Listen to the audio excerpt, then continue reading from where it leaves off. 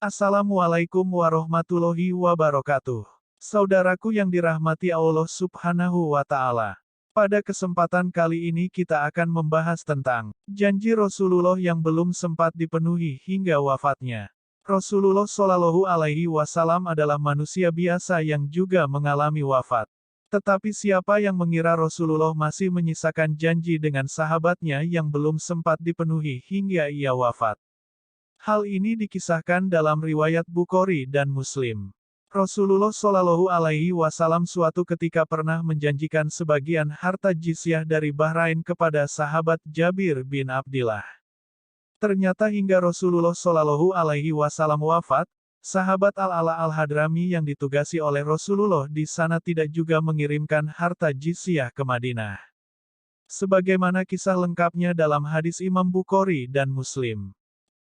Artinya, dari Jabir, ia berkata, Nabi Muhammad Shallallahu Alaihi Wasallam pernah berkata kepadaku, kalau harta dari Bahrain datang, aku akan berikan kepadamu segini, segini, segini. Harta dari Bahrain itu tak kunjung tiba hingga Rasulullah Shallallahu Alaihi Wasallam wafat. Ketika harta itu datang, Khalifah Abu Bakar berseru, siapa yang pernah terikat janji atau piutang dengan Rasulullah, silakan datangi kami. Aku lalu menemui Abu Bakar dan mengatakan, Rasulullah Shallallahu Alaihi Wasallam pernah mengatakan kepadaku demikian, demikian. Abu Bakar lalu meraup harta tersebut untukku. Setelah kuhitung, ternyata ada 500. Ia berkata kepadaku, ambillah 2 kali darinya. Hr Imam Bukhari dan Muslim. Kisah ini mengajarkan umat Islam agar seseorang dan juga sahabat atau penerusnya untuk istiqomah dalam memenuhi janji atau kesepakatan yang pernah dibuat. Kisah Rasulullah dan sahabat Abu Bakar merupakan cerita teladan bagi umat Islam sepanjang zaman. Oleh karena itu, pihak keluarga musibah di masyarakat kita pada saat pensalatan jenazah lazim mengumumkan kepada jamaah di masjid bahwa masalah utang, piutang, dan masalah muamalah lainnya yang berkaitan dengan jenazah akan berurusan dengan pihak keluarga. Hal ini sejalan dengan pengamalan hadits Rasulullah Shallallahu Alaihi Wasallam. Artinya, dari Abdullah bin Amr bin Al-Ash, Rasulullah Shallallahu Alaihi Wasallam bersabda, jika ada 4 tanda ini pada diri seseorang, maka ia seorang munafik murni.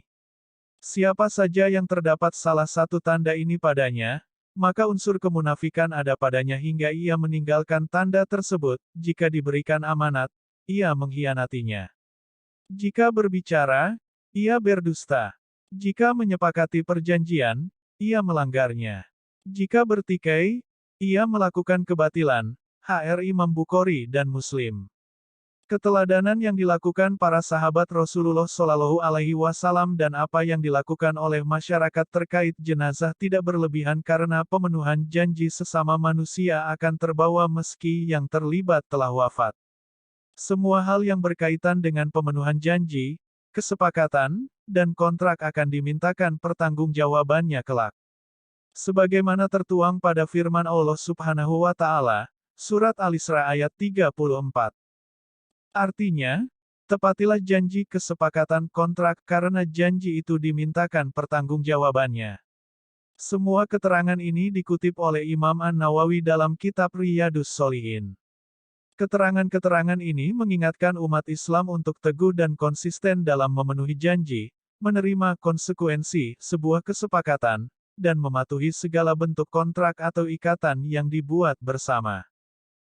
Wallahu a'lam bishawab. Terima kasih sudah menonton, semoga videonya bermanfaat dan menambah keimanan kita. Jangan lupa subscribe dan tekan loncengnya, supaya dapat notifikasi video bermanfaat selanjutnya. Wassalamualaikum warahmatullahi wabarakatuh.